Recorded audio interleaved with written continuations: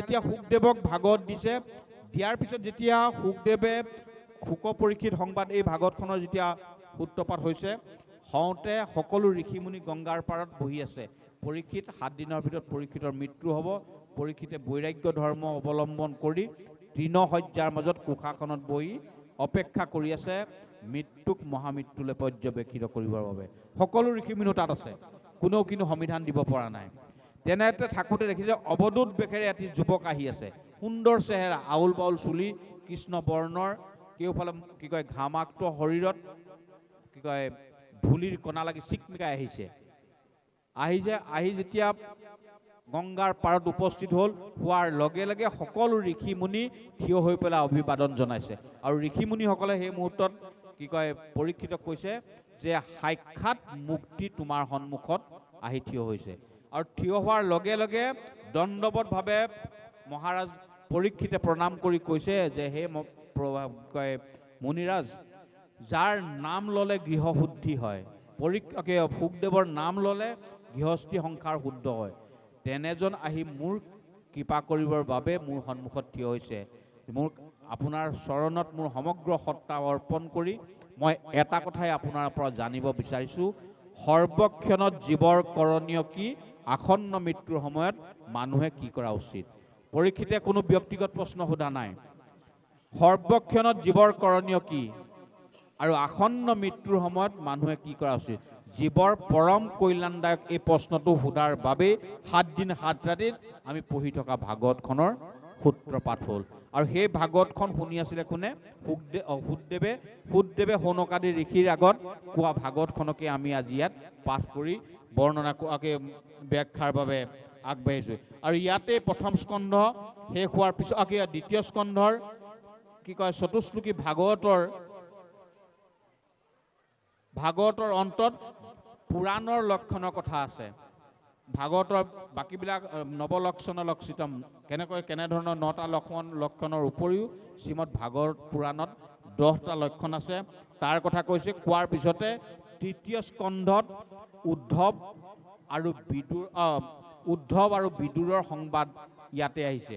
আৰু ইয়াতে মহাভাৰতত বিদুৰ নীতিৰ কথা এইটো প্ৰসংগতে উল্লেখ আছে, অতি সুমিষ্ট আৰু জীৱনৰ অতি সমৃদ্ধদায়ক। আমি সকলোৱে জানো মহাভাৰতৰ যুদ্ধৰ পূৰ্বে বিদুৰে হস্তিনাথ ত্যাগ কৰি তীৰ্থযাত্ৰাৰ বাবে গুচি গৈছিল। কি কাৰণে গুচি গৈছিল? যে যি মুহূৰ্তত যুদ্ধখন আসন্ন হ'ল, আসন্ন যুদ্ধৰ সময়ত পুত্ৰ স্নেহত অন্ধ হৈ কোনো এক অজানিত আশংকাৰ বাবে ধৃতৰাষ্ট্ৰই বিদুৰক মাতি নি কেইটামান প্ৰশ্ন সুধিছিল যুদ্ধখনৰ ওপৰত কি কৰা যায়। আৰু এই যিখিনি কথা সুধিছিল সেই মুহূৰ্তত এজন ৰজা হিচাপে তেওঁ কি কৰণীয়, এই কথাখিনি সোধাৰ যিখিনি নিয়ম নীতিৰ কথা আছে তাকে বিদুৰ নীতি বুলি মহাভাৰতত বৰ্ণিত হৈ আছে। আৰু সেই বিদুৰ নীতিৰ প্ৰসংগত গৈ পৰিসমাপ্তিত বিদুৰে ৰজাৰ ধৰ্মৰ ওপৰত কথা কৈছিল। আৰু কথা কওঁতে কৈছিল যে মহাৰাজ, এখন গাঁও পৰিত্যাগ কৰিলে যদি এখন ৰাষ্ট্ৰৰ সুৰক্ষা ব্যৱস্থা সুস্থিৰ হয়, তেতিয়াহ'লে এখন ৰাষ্ট্ৰৰ বিনিময়ত এখন গাঁৱক পৰিত্যাগ কৰিব পাৰি। এখন গাঁৱৰ বাবে যদি এঘৰ মানুহক পৰিত্যাগ কৰিলে যদি গাঁওখনৰ একতা দৃঢ় হৈ থাকে, তেতিয়াহ'লে এখন গাঁৱৰ স্বাৰ্থত এঘৰ মানুহক পৰিত্যাগ কৰিব পাৰি। আৰু আপোনাৰ এখন ঘৰৰ স্বাৰ্থত যদি এজন ব্যক্তিক পৰিত্যাগ কৰিলে ঘৰখন ভাল হয়, তেতিয়াহ'লে সেই ব্যক্তিজনক পৰিত্যাগ কৰিব পাৰি। আপোনাৰ পুত্ৰ দুৰ্যোধন দুৰ্মতি, গতিকে দুৰ্যোধন যেতিয়ালৈকে থাকিব তেতিয়ালৈকে হস্তিনাৰ শ্ৰীবৃদ্ধি নহয়, আৰু দুৰ্যোধনৰ বাবেই কৌৰৱকুল নিশেষ হ'ব। গতিকে ৰাষ্ট্ৰৰ স্বাৰ্থত, বংশৰ স্বাৰ্থত আপুনি দুৰ্যোধনক পৰিত্যাগ কৰক। কোনো ধৰণৰ ক্ৰোধৰ বশৱৰ্তী নোহোৱাকৈ স্বতঃস্ফূৰ্তভাৱে জ্ঞান গৰিমাযুক্ত বিদুৰে এই কথাষাৰ কওঁতেই সেই মুহূৰ্তত দুৰ্যোধন আহি তাত উপস্থিত হ'ল। আৰু দুৰ্যোধনে যি মুহূৰ্ততে দুৰ্যোধনক পৰিত্যাগ কৰাৰ কথা ক'লে, আৰু সেই কথাষাৰ শুনাৰ লগে লগে দুৰ্যোধনে বিদুৰক দাসীৰ পুত্ৰ বুলি তিৰস্কাৰ কৰিলে। অতি নিকৃষ্টভাৱে তিৰস্কাৰ কৰাৰ পিছত বিদুৰক সেইদিনাখনে মন্ত্ৰিত্বৰ পদৰ পৰা অব্যাহতি দিলে।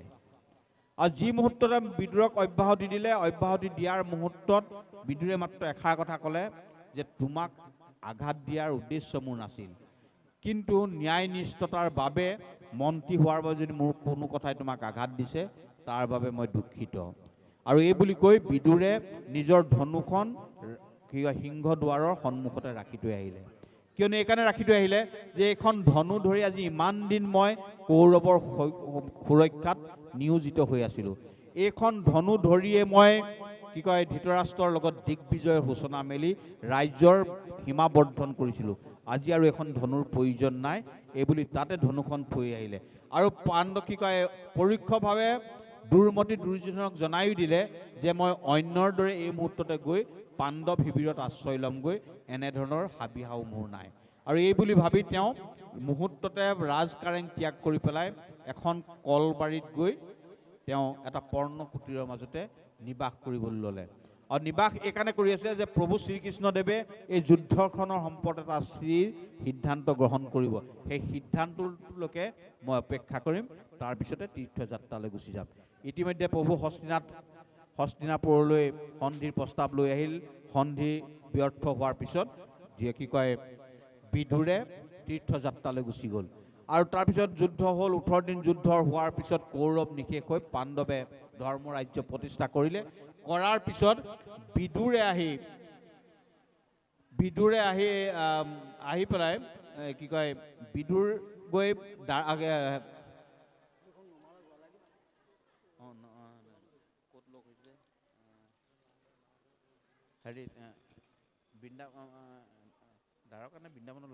বিদুৰে গৈ দ্বাৰকা নে বৃন্দাবনত ক'ত উপস্থিত হৈছে, তাতে বৃন্দাবনত উপস্থিত হৈছে আৰু তাতে উদ্ধৱৰ লগত সাক্ষাৎ হৈছে। আৰু সেই তৃতীয় স্কন্ধৰ পৰা উদ্ধৱ বিদুৰৰ সংবাদৰ কথাখিনি আহিছে। দুইজন ভক্তপ্ৰৱৰ প্ৰভুৰ একান্ত দীপ মত্যলীলাৰ সহস্ৰৰ দুইজন লগ হৈছে। দুইজনে পৰস্পৰক বাৰ্তা সুধিছে। উদ্ধৱক সুধিছে বিদুৰে যে কুৰুক্ষেত্ৰ যুদ্ধখনৰ কি হ'ল? তাৰপৰা ক'লে যে পাণ্ডৱ দীৰ্ঘজীৱী হ'ল, কৌৰৱ সবংশে ঢুকালে। আৰু ইতিমধ্যে প্ৰভুৱে কুৰুক্ষেত্ৰ যুদ্ধৰ পিছতেই প্ৰভুৱে 125 বছৰ হোৱাত দিব্যলীলা সামৰি পেলাই প্ৰভু বৈকুণ্ঠগামী হ'ল। আৰু সেই বৈকুণ্ঠগামী হোৱাৰ পিছতে প্ৰথম সাক্ষাৎ হৈছে দুজন কৃষ্ণ ভক্তৰ মাজত। আৰু এইদৰে সোধাৰ পিছত বিদুৰে সুধিলে যে দ্বাৰকাৰ খবৰ কি? প্ৰভু শ্ৰীকৃষ্ণদেৱ ভালে আছেনে? তাৰপৰা ক'লে বোলে নহয়, পূৰ্বৰ প্ৰতিজ্ঞা ৰক্ষা কৰি প্ৰভুৱে 125 বছৰ হোৱাৰ লগে লগে ধৰাধাম লীলা ত্যাগ কৰিলে। আৰু এই কথা শুনাৰ লগে লগে বিদুৰে শোকত মৰ্মাহত হৈছে। আৰু তাৰপৰা অতি জিজ্ঞাসু মনেৰে প্ৰভুৰ দিব্যলীলাৰ কথা সুধি শেষ মুহূৰ্তৰ প্ৰভুৰ সামগ্ৰিক লীলাখিনিৰ কথা শুনিবলৈ বোলে শেষ মুহূৰ্তত আমি দুজনেই লগ পালোঁ। মোৰ তিনিজনেই, মই, দাৰুক আৰু মৈত্ৰেয় মুনি। আৰু প্ৰভুৱে মৈত্ৰেয় মুনিক সামগ্ৰিক আধ্যাত্ম তত্ত্বৰ সকলোখিনি কথা কৈছে। বোলে সেই কথাখিনি বোলে মোক জনাবানে? বিদুৰে জানিব বিচাৰিছে। বোলে সেই দায়িত্ব পালন কৰিবলগীয়া দায়িত্ব মই পালন কৰিব নোৱাৰোঁ, কিয়নো প্ৰভুৰ মই দাসৰো দাস। মই ভাগৱত আচাৰ্য নহয়, বা মই ভাৱত প্ৰবক্তা নহয়, বা মই শিষ্য বজাব পৰা মানুহ নহয়। মই প্ৰভুৰ দাসৰো দাস, প্ৰভুৰ দাসৰ সেৱাই মোৰ একমাত্ৰ ধৰ্ম। গতিকে এই কথাখিনি আপুনি মৈত্ৰেয় মুনিৰ মুখেদি শুনিব। আৰু এই কথা শুনাৰ পিছতে সেই ৰাতিটো বৃন্দাবনে কটোৱাৰ পিছত প্ৰভু বিদুৰে পিছদিনাখন পুৱাতেই হৰিদ্বাৰৰ অভিমুখে যাত্ৰা কৰিলে। আৰু হৰিদ্বাৰত গৈ তেওঁৰ গুৰু মৈত্ৰেয় মুনিক সাক্ষাৎ কৰিলে। আৰু মৈত্ৰেয় মুনিক সাক্ষাৎ কৰাৰ লগে লগে যি মুহূৰ্তত মৈত্ৰেয় মুনিক তেওঁ সেৱা কৰিব লৈছিল, মৈত্ৰেয় মুনিয়ে দাঙি ধৰি পেলাই কৈছে যে বিদুৰ, তোমাৰ সেৱাৰ লোৱা পাত্ৰ মই নহয়। বোলে প্ৰভু কিয় ক'লে? যে প্ৰভুৱে যাবৰ সময়ত আক্ষেপ কৰি গৈছে যে বিদুৰক যাবৰ সময়ত মই লগ নাপালোঁ। ভাবি চাওক, ভগৱানৰ হ'বলৈ হ'লে কোনোবা উচ্চ বংশত জন্ম হ'ব লাগিব এনে কথা নাই। বিদুৰ কোন আছিল? দাসীৰ পুত্ৰ। কোনো এক ৰাজবংশৰ পৰিয়াল সমৃদ্ধিৰ বাবে পূৰ্বৰ সকলো নীতি নিয়ম উলংঘা কৰি এজন ঋষিয়ে, ত্ৰিকালজ্ঞ ঋষি, ভগৱানৰ সপ্তদশ সংখ্যক অৱতাৰ ব্যাসদেৱে দুগৰাকী পত্নীক বীৰ্যদান কৰিছিল ৰাজকুল ৰক্ষাৰ বাবে। কিন্তু সেই মুহূৰ্তত এগৰাকী দাসীয়ে অতি পবিত্ৰভাৱে জ্ঞানপুষ্ট ভগৱত বুদ্ধিযুক্ততাৰে ব্যাসদেৱৰ বীৰ্য প্ৰাৰ্থনা কৰিছিল। আৰু সেই বীৰ্যৰ ঔৰসত দাসীৰ গৰ্ভত জন্ম হৈছে বিদুৰৰ। কিন্তু এই বিদুৰৰ কথা কি ক'লে মৈত্ৰেয় মুনিয়ে যে সেই বিদুৰ তোমাৰ সেৱা আমি গ্ৰহণ কৰিব নোৱাৰিম। বোলে কিয়? বোলে যিজন পূৰ্ণকৃষ্ণ ভগৱন্তই ধৰাধাম লীলা সামৰাৰ মুহূৰ্তত ভগৱানেও আক্ষেপ কৰি গৈছে যাক লগ নোপোৱাৰ বাবে।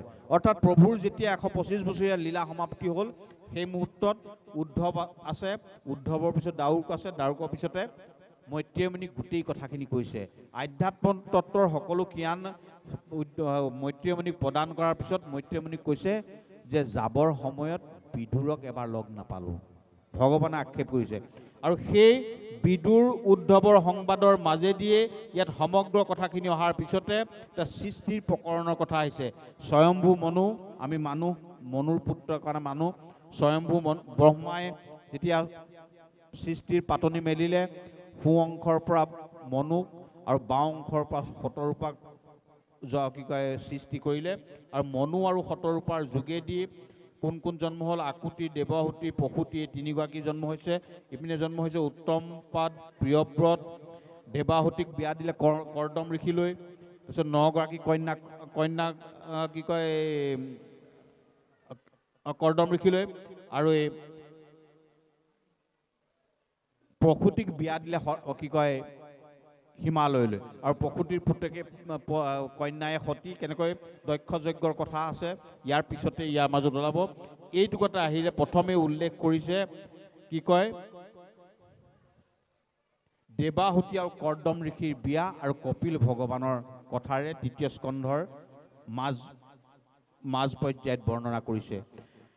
এই স্বয়ম্ভু মনু আৰু শতৰূপাৰ তৃতীয় কন্যা দেৱাহুতিক যেতিয়া কৰ্দম ঋষিলৈ দিলে, কৰ্দম ঋষিৰ সেই মুহূৰ্তত সমগ্ৰ ভাৰত প্ৰখ্যাত এজন ঋষি আছিল। কৰ্দম ঋষিয়ে গুণ গৰিমাৰ কথা দেৱাহুতিয়ে গম পালে। দেৱাহুতি ৰাজকন্যা, ইপিনে ঋষি হ'ল বলকলধাৰী। ঋষিক নেদেখাকৈ ঋষিৰ গুণ গৰিমাত আকৃষ্ট হৈ দেৱাহুতিয়ে ঋষিৰ সৈতে বিয়া সোমালে। বিয়াৰ দিনাখন দেখিলে এটা কি কয় দাড়িয়ে গোপে ভুবকাৰ, সমগ্ৰ শৰীৰ ভস্মৰে আবৃত এজন বৃদ্ধ স্বামীক তেওঁ কাষত, এজন বৃদ্ধ ব্যক্তিক তেওঁ স্বামীৰূপে কাষত পাইছে। আৰু এই কথা কাৰণে তেওঁৰ মনত ক্ষণিকৰ বাবে দুখ বেদনা আহিছিল যদিও ঋষিৰ প্ৰতি থকা স্বভাৱজাত যিটো ভয় আৰু ঋষিৰ যিটো তেজস্বিতা, এই তেজস্বিতাক দেখি তাক প্ৰশমিত কৰি ঋষিৰ লগত বিয়া হৈ গুচি গ'ল।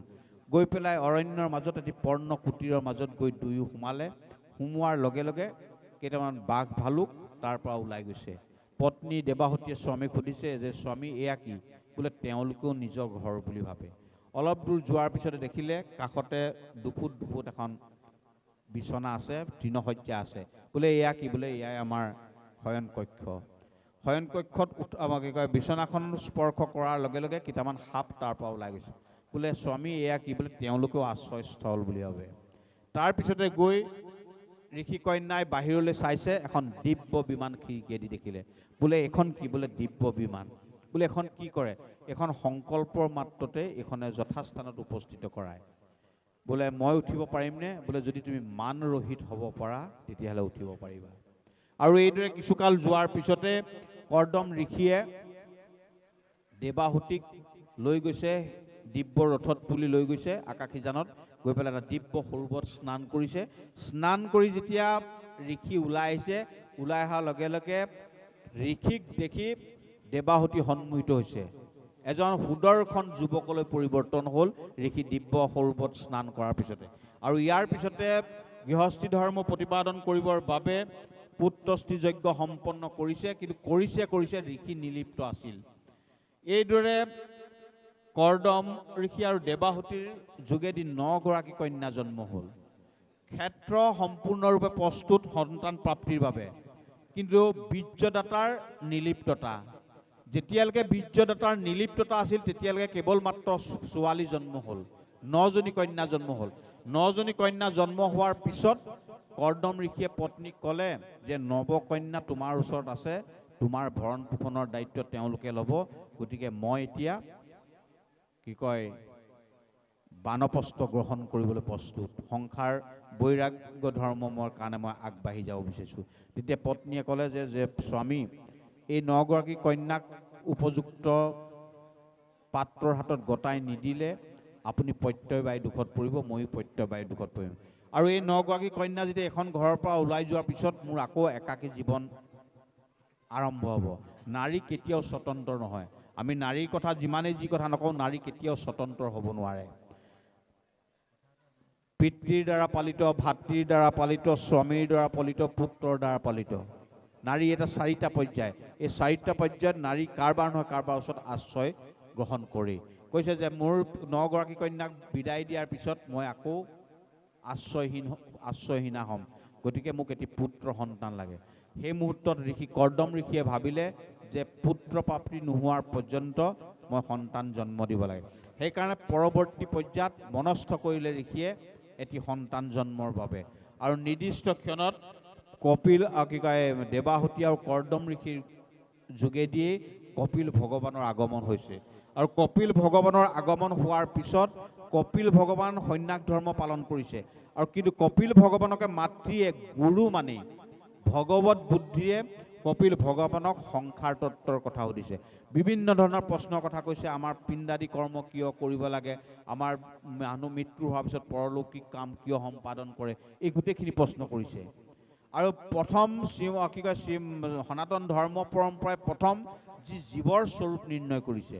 পৃথিৱীত কোনেও আজিলৈকে জীৱৰ স্বৰূপ নিৰ্ণয় কৰিব পৰা নাই। কৈছে কৰ্দম ঋষিক যেতিয়া সুধিছে যে জীৱ কেনেকৈ স্থিতি হয়, সামগ্ৰিক কথা এই কৰ্দম ঋষিৰ যিখিনি কাহিনী, গৃহস্থী ধৰ্ম পালন কৰা, পুত্ৰ প্ৰাপ্তিৰ উদ্দেশ্যে সমৰ্পিত হোৱা যিকোনো ব্যক্তিৰ বাবে এইখিনি অপূৰ্ব গাথা।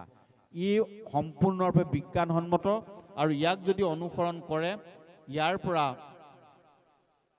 সম্পূৰ্ণৰূপে লাভৱান হ'ব পৰা সমগ্ৰ সমল ইয়াৰ মাজত আছে। সুধিছে যে জীৱৰ কেনেকৈ সৃষ্টি হয়, জীৱৰ আকাৰ কিমান। বিজ্ঞান আজি নীৰৱ। আমাৰ সন্তান এটা জন্ম হোৱাৰ পিছত কি কয়, ছ'ন'গ্ৰাফি কৰি আমুক ধৰণৰ কৰি এটা সন্তানৰ এটা স্বৰূপ নিৰ্ণয় কৰিব পাৰে, কিন্তু জীৱটোৰ স্থিতিকালৰ অৱস্থিতিৰ কথা কোনেও ক'ব নোৱাৰে। আজিলৈকে বিজ্ঞান সিমান দূৰ পোৱা নাই। কিন্তু সনাতন ধৰ্ম পৰম্পৰাত জীৱৰ আকাৰৰ কথা কৈছে।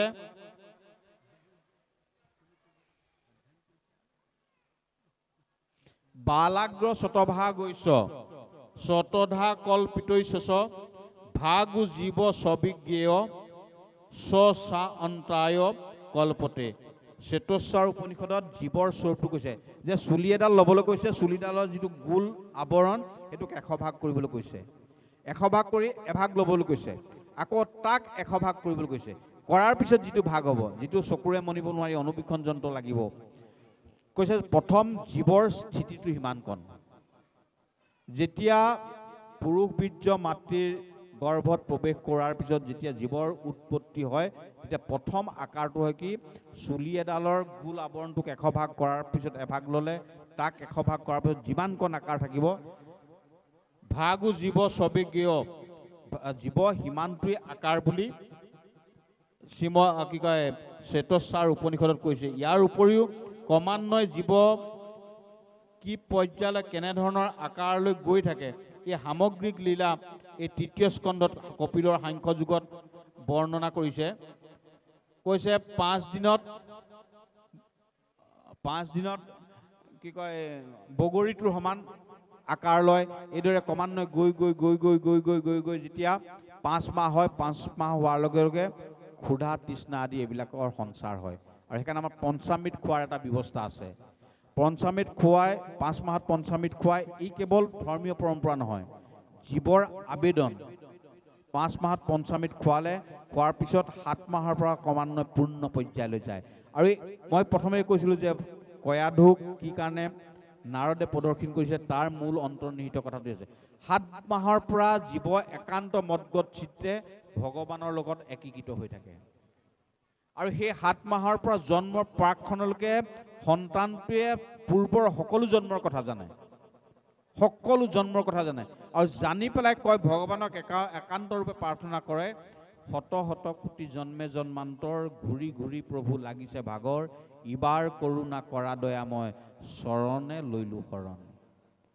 যে কোটি কোটি জন্ম জন্মান্তৰ মোৰ ফুৰি ভাগৰ লাগিছে, প্ৰভু এইবাৰ মোক কৰোণা কৰা, মই তোমাৰ শৰণ লৈছোঁ। আৰু এইবাৰ কি কৰিম, মই তোমাৰ পৰা বিচ্ছিন্ন নহওঁ। ইয়াৰ পিছত সাংসাৰিক ভোগবিলাকৰ মত্ত নহয়, মই তোমাৰ চৰণান্তিকত নিজক সমৰ্পণ কৰিম। এই প্ৰতিশ্ৰুতিৰে একান্ত মদগত চিত্তে ভগৱানৰ সৈতে একীভূত হৈ থাকে। আৰু ভগৱানৰ অনুস্মৰণ হৈ থকা সেই জীৱটোৱে কি পায়? ক্ষণে ক্ষণে কষ্ট পায়।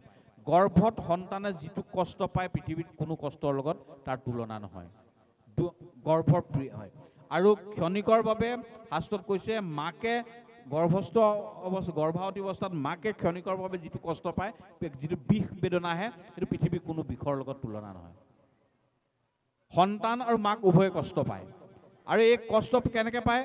মাকে চাবচোন যি বস্তু খায় অত্যাধিক খায়। যেতিয়া টেঙা খায় অত্যাধিক টেঙা খায়, যেতিয়া জ্বলা খায় অত্যাধিক জ্বলা খায়, যেতিয়া নিমখীয়া খায় অত্যাধিক জ্বলা খায়। জীৱৰটোৱে কিন্তু সেই সন্তানটোৱে বাহিৰ হৈ অহা গৰ্ভৰ পৰা ওলাই অহাৰ পিছত কি খাব? সি গাখীৰ খাই ডাঙৰ দীঘল হ'ব। অথচ ইচ্ছাৰ বিপৰীতে সকলো ভক্ষণ কৰিব লাগে। সেইকাৰণে একান্ত মদগত চিত্তে ভগৱানৰ লগত সংলগ্ন হৈ থকাৰ বাবে 7 মাহৰ পৰা গৰ্ভ ভূমিষ্ঠ হোৱাৰ পূৰ্বলৈকে এগৰাকী গৰ্ভৱতী মহিলাক ভক্তি সহকাৰে প্ৰদৰ্শন কৰিলে ভগৱানক প্ৰদৰ্শন কৰাৰ সৈতে একে ফল পায়। সেই ফলৰ কাৰণে কয়াধুক নৃসিংহ অৱতাৰ ভাওনাখনত কয়াধুক নাৰদে পৰিভ্ৰমণ কৰিছিল। তাত ভক্ত প্ৰহ্লাদ আছে, এইটো ডাঙৰ কথা নহয়। তেতিয়ালৈকে নামকৰণ হোৱাই নাই। গৰ্ভত 7 মাহৰ পৰা ভূমিষ্ঠ হোৱালৈকে যি সন্তান থাকে সকলো প্ৰহ্লাদ সদৃশ থাকে। তেতিয়ালৈকে পৰম ব্ৰহ্মত একীকৃত হৈ থাকে। সেই পৰম ব্ৰহ্মৰ লগত একীকৃত হৈ থকাৰ কাৰণে সেই ভক্তজনক সাক্ষাৎ ভগৱান বুলি ভবা হয়। এতিয়া আসনখনত গুণমালা আছে। কোনোবা ব্যক্তি এজনে গুণমালাখন প্ৰতিষ্ঠা কৰিছে।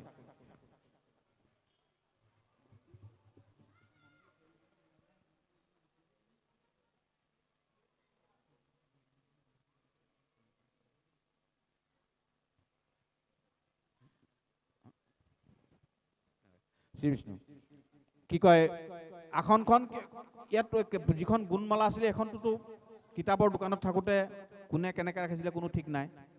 কিন্তু কি হ'ল, তাত জীৱৰ সঞ্চাৰ কৰি কিবা ব্ৰহ্মৰ সঞ্চাৰ কৰিলে। কোনে কৰিলে? এজন অভিজ্ঞ। ক'ৰ পৰা কৰিলে? স্বহৃদয়স্থিত ভগৱানক তাত নিৰূপণ কৰিলে। তেখেতে গুৰু প্ৰদত্ত মন্ত্ৰ এটা কথা জানে, কেনেকৈ এগছ চাকিৰ পৰা সহজ কোটি কোটি চাকি জ্বলাব পাৰি। তাত যিজনে প্ৰতিষ্ঠা কৰিলে তেখেতৰ হৃদয়ত ভগৱান সৰু হৈ গ'ল নি? নহয়।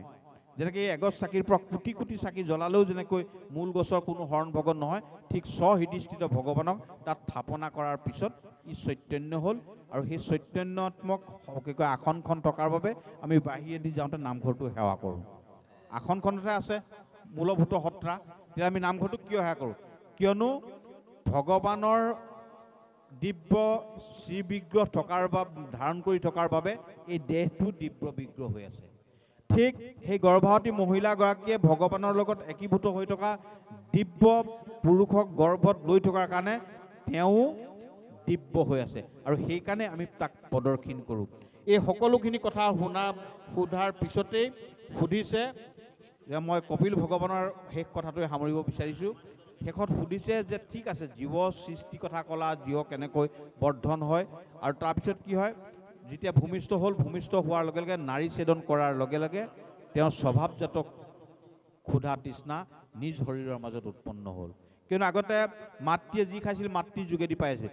যি মুহূৰ্ততে নাৰী ছেদন কৰিলে, নাৰী ছেদন কৰাৰ লগে লগে তেওঁৰ যিখিনি পাব লাগিছিলে অন্নৰ যিখিনি ব্যৱস্থা শৰীৰৰ কাৰণে প্ৰয়োজনীয়, তাৰ বাটটো ৰুদ্ধ হৈ গ'ল। আৰু সন্মুখত গৰ্ভস্থ পৃথিৱী, গৰ্ভৰ পৰা ওলাই আহি এই বিচিত্ৰ পৃথিৱীখন দেখাৰ লগে লগে খং, ক্ষোভ আৰু ভয়ত তেওঁক কান্দিবলৈ ধৰিলে। আৰু কন্দাৰ লগে লগে মাতৃয়ে দুগ্ধ পান কৰাৰ লগে লগে তেওঁ ভগৱানৰ লগত যিটো সূত্ৰ আছিল, সূত্ৰটোৰ পৰা ছেদ হৈ আহিলে। এই যে ছেদ হ'ল, এই ছেদ হোৱা সূত্ৰটো আকৌ শৰণৰ যোগেদি গুৰুৱে একীভূত কৰি দিয়ে। যিসকলে শৰণক স্বৰূপাৰ্থত গ্ৰহণ কৰি জীৱনটোক সমৃদ্ধ কৰিবলৈ শিকিলে, সেইসকলৰ কাৰণে শৰণে একমাত্ৰ তৰণ। কিন্তু যি কেৱল বিয়া পাতিবৰ বাবে শৰণ ল'লে, তেওঁৰ বাবে শৰণ কি কয় পালিব নোৱাৰা ৰুদ্ৰাক্ষৰ দৰে হ'ল। এই যিটো সংলগ্ন, এই সংলগ্নটোৰ বাবেই আমাক গুৰু প্ৰয়োজন। সেইকাৰণে গুৰু আৰু ভগৱানক সনাতন ধৰ্ম পৰম্পৰাত অভিন্নভাৱে ভাবিছে।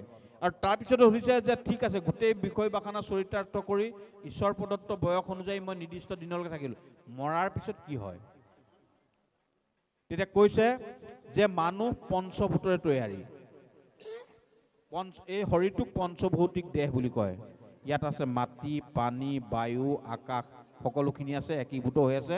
ই 5টা ভূতৰ দ্বাৰা তৈয়াৰী হোৱাৰ কাৰণে ই পঞ্চভৌতিক শৰীৰ। যেতিয়া এই শৰীৰটোৰ মাজত যিটো সত্তাই আমাক জীয়াই ৰাখি আছে তাক জীৱ বুলি কোৱা হয়। যিটো সত্তাই আমাক জীয়াই ৰাখিছে তাক কোৱা হয় জীৱ। জীৱক কি বুলি কৈছে? জীৱক আকৌ এটা সত্তাই নিৰীক্ষণ কৰি আছে, তেওঁক কোৱা হয় আত্মা। দেহ, জীৱ, আত্মা তিনিটাৰ সংস্পৰ্শত মই কৈ আছো। যদি আত্মা ওলাই গুচি যায়, জীৱৰ অস্তিত্ব নাথাকে। জীৱক স্থূল ব্ৰহ্ম বুলি কোৱা হয়। ব্ৰহ্মৰ অংশ স্থূল, কিন্তু স্বতন্ত্ৰ প্ৰভাৱ নাই। আৰু দেহে কাম কৰে, দেহে কাম কৰে। জীৱটোৱে মই কৰিলো বুলি কৰ্তৃত্বাভিমান লয়, লোৱাৰ কাৰণে জীৱটোৱে পানিচমেণ্ট পায়। আকৌ পাপ পুণ্যৰ বিচাৰ জীৱটোৰ বিচাৰ হ'ব পাৰে। কিন্তু আত্মা নিলিপ্ত, সকলো চাই থাকে, কি কৰিলে ওপৰত খবৰটো দিয়ে, লিপ্ততা নাই। জীৱই কৰা কোনো কামত বা শৰীৰে কৰা কোনো কামত, দেহৰ কোনো কামত জীৱ আনন্দিতও নহয়, বিষাদিতও নহয়। আৰু যি মুহূৰ্ততে কি কয় আত্মা যি মুহূৰ্তত এই শৰীৰটোৰ পৰা ওলাই যোৱাৰ লগে লগে জীৱৰ স্বতন্ত্ৰতা নাথাকে, আৰু লগে লগে পঞ্চভৌতিক শৰীৰটোক মৃত বুলি ঘোষণা কৰি ঘৰৰ বাহিৰলৈ লৈ যোৱা হয়। এই যিটো পঞ্চভৌতিক শৰীৰটো জ্বলাই দিয়াৰ পিছতে ই লাভ কৰিলে এটা সূক্ষ্ম শৰীৰ। মৰাৰ পিছত কি হয়? পঞ্চভৌতিক শৰীৰটো জ্বলাই দিয়াৰ পিছত এটা সূক্ষ্ম শৰীৰ ধাৰণ কৰে। সূক্ষ্ম শৰীৰটোৱে কি কয়? সকলো দেখি থাকে, সকলো শুনি থাকে, কিন্তু কৰিব নোৱাৰে, ক্ৰিয়াশীলতা নাথাকে। কোনোবা মানুহ এজনৰ ঘৰত আপুনি খবৰ ল'বলৈ গৈ কান্দিও দেখাইছে, বাহিৰতে আহি পাতিছে, ভাল হ'ল, পালি চুটটো মৰি উৎপাত কৰিছিলে, মৰিলি, ভাল হ'ল। সেই কথাটো সি জীৱটোৱে জানে, স্থূল শৰীৰটো, সূক্ষ্ম শৰীৰটোৱে জানে, কিন্তু একো প্ৰতিক্ৰিয়া প্ৰদান কৰিব নাজানে। তাৰপিছত সেই কি কয়, যিটো স্থূল শৰীৰটো, সূক্ষ্ম শৰীৰটো কি কয়, নিৰ্দিষ্ট কৰ্মৰাজিৰ মাজেদি তেওঁক কি হয়, পিতৃ পিতামহৰ ওচৰলৈ লৈ যায় 1 বছৰৰ ভিতৰত, যিটোক সপিণ্ডীকৰণ কৰা হয়। পিণ্ডভোগীসকলৰ সৈতে একীকৃত কৰা হয়। এতিয়া কৰিলেই শেষ হ'ব নি? যে জীৱটোৱে কি কৰিছিলে সেইটো লাগিব। সেই জীৱটোৱে এই যেতিয়া সূক্ষ্ম শৰীৰটোৰ কি কয়, স্থূল শৰীৰটো বা সূক্ষ্ম শৰীৰটোৰ যেতিয়া অৱসান হ'ব, অৱসান হোৱাৰ পিছতে সি এটা শৰীৰ, তৃতীয় শৰীৰটো লাভ কৰে, যাতনা শৰীৰ। যদি মই ভাল কৰিছোঁ, তেতিয়াহ'লে মই দিব্য শৰীৰ ল'ম। মই জীৱনত যদি পুণ্য আৰ্জিছিলোঁ, তেতিয়াহ'লে মই দিব্য শৰীৰলৈ গ'লোঁ, মানে সূক্ষ্ম শৰীৰৰ পৰা মই দিব্য শৰীৰলৈ গতি হৈ মই পৰম মুক্তি সাধিত হ'ল। যদি মই বেয়া কাম কৰিছিলোঁ, তেতিয়াহ'লে মই যাতনা শৰীৰ ধাৰণ কৰিম। যাতনা শৰীৰটো এনেকুৱা, তাক টুকুৰা টুকুৰে কটাৰ পিছতো সি নমৰে। কাৰণ সেই শৰীৰটো কেৱল যাতনা ভোগ কৰিবলৈ ধাৰণ কৰা হয়। আৰু সেইমতে কৰ্মাৰ্জিত ফলৰ যেতিয়া যাতনা শেষ হ'ব, শেষ হোৱাৰ পিছত মোক আকৌ পুনৰ জন্ম হ'ব। এই সামগ্ৰিক জীৱৰ স্থিতিৰ পৰা জীৱৰ বিনাশৰ কি কয়, জীৱৰ মৃত্যুৰ পিছত আকৌ কেনেকৈ পৰজন্ম সাধিত হয়, এই সামগ্ৰিক শিক্ষা 3য় স্কন্ধৰ মাজত দিছে। আৰু ইয়াত ইমান বিজ্ঞানসন্মতভাৱে ইমান ধুনীয়াকৈ গোটেইখিনি কথা দিছে। গৰ্ভৱতী অৱস্থাত কেনেকৈ থাকিব লাগে, কি ভাবিব লাগে, এইখিনি কথাৰ উপৰিও কোনফালে বেছি শৰীৰৰ পেটৰ কোনফালে বেছি কি কয় আঘাত হ'লে ল'ৰা হ'ব, কোনফালে হ'লে ছোৱালী হ'ব, সামগ্ৰিক শিক্ষা বিজ্ঞানসন্মতভাৱে দিছে। কিন্তু আমি কোনো মানুহে সতি সন্ততি জন্মৰ আগত আমি ডাক্তৰৰ পৰামৰ্শ লওঁ, কিন্তু কোনোদিন ভাগৱতৰ মাজত সোমোৱা নাই। আমাৰ দৈন্যতাটো এইটো, আমি যিসকলে ধৰ্মক আশ্ৰয় কৰি বা ধৰ্মৰ সম্পৰ্কে কিবা এটা কৰিব যাওঁ, আমাৰ বিশেষ জ্ঞানো নাথাকে। কিন্তু যিসকল সমাজৰ জ্ঞানবন্ত মানুহ, তেখেতলোকে কিন্তু এইবিলাকত নোসোমায়। এতিয়া আৰু ভাগৱতখন কি হয়, আমাক গৃহস্থী ধৰ্ম পালন কৰাৰ পূৰ্বে আমাক ভাগৱতখনৰ জ্ঞান নিদিয়ে। আৰু দিলেও মানুহ ঢুকালে 11 দিনত কৰিবা, 15 দিনত কৰিবা, মাহেকত কৰিবা, এইখিনি কথাৰ মাজতে আমি বাক বিতণ্ডাৰ মাজত শেষ হ'ল। ইয়াৰ অন্তৰ্নীল বিষয়বস্তুটো আমাক কেতিয়াও সাধাৰণৰ মাজলৈ কেতিয়াও বিলাই দিয়া হোৱা নাই। যেতিয়া এগৰাকী নাৰীয়ে জানিব যে পুত্ৰস্ত্ৰী যজ্ঞটো কেনে এটা পুণ্যৰ যজ্ঞ, আৰু কেনেধৰণৰ সন্তান কামনা কৰিলে সন্তান সমাজ জীৱনৰ বাবে, ৰাষ্ট্ৰ জীৱনৰ বাবে বা পৰিয়ালৰ জীৱনৰ যাত্ৰাৰ বাবে সমৃদ্ধ হৈ আহিব, কেতিয়াও কোনো নাৰীয়ে যধে মতে পুত্ৰক কামনা নকৰে। কিন্তু উপযুক্ত শিক্ষা দিব নাই। সেইকাৰণে মোৰ বিনম্ৰ অনুৰোধ, সম্পূৰ্ণ বিজ্ঞানসন্মতভাৱে তৃতীয় স্কন্ধত ভাগৱতৰ কপিলৰ সাংখ্য দৰ্শনত সম্পূৰ্ণ এগৰাকী নাৰীয়ে পালনীয় ধৰ্ম, কেনেকৈ সন্তান প্ৰাপ্তি হ'ব লাগে, কেনেধৰণে আহাৰ বিহাৰৰ যোগেদি সন্তান পুত্ৰস্ত্ৰী যজ্ঞ কামনা কৰিব লাগে, সমগ্ৰ ব্যৱস্থা দিছে। যাৰ যোগেদি কপিলৰ দৰে ভগৱান হ'ব পাৰে, যাৰ যোগেদি বামনৰ দৰে ভগৱান হ'ব পাৰে, প্ৰহ্লাদৰ দৰে হ'ব পাৰে, ধ্ৰুৱৰ দৰে সন্তান লাভ হ'ব পাৰে। কিন্তু তাকে নকৰি কেৱল ৰতি সুখ প্ৰাপ্তিৰ বাবেই স্থান কালৰ যদি বিচাৰ নকৰাকৈ পত্নী গমন কৰে, তেতিয়াহ'লে হিৰণ্যকশিপুৰ দৰে সমাজ জীৱনৰ বাবে অভিশাপ সৃষ্টি হ'ব পাৰে। আমাক ভগৱানে সকলো আমাৰ হাতত দি থৈছে, খালি তাক আমি উপযুক্ত জ্ঞান বুদ্ধিৰে আমি তাক বিচাৰি নলওঁ। যদি আমি উপযুক্ত জ্ঞান বুদ্ধিৰে আমাৰ প্ৰাপ্যটোক যদি বিচাৰি নলওঁ, তেতিয়াহ'লে আমাৰ আৰু ইতৰ জন্তু এটাৰ মাজত কোনো পাৰ্থক্য নাথাকে। জ্ঞান বিজ্ঞানযুক্ত এটা মন থকাৰ বাবে আমি অন্যান্য জন্তুতকৈ বেলেগ, আমি জীৱশ্ৰেষ্ঠ মানৱ বুলি ভাবোঁ। জীৱশ্ৰেষ্ঠতাৰ সাৰ্থক হ'ব যেতিয়া আমাৰ দৰে শিল্পীয়ে ভাল শিল্পকলাৰ যোগেদি সমাজৰ বাবে সম্পদ গঢ়িব পাৰোঁ। মই ভাবোঁ এই তৃতীয় স্কন্ধৰ ওপৰত বিশেষকৈ মহিলাসকলে, যিখন নৱবিবাহিতা বা বিবাহ ইচ্ছুক যিসকল মহিলাই অন্ততঃ তৃতীয় স্কন্ধৰ সাংখ্য দৰ্শনটোৰ ওপৰত ভালকৈ জানিবলৈ চাব।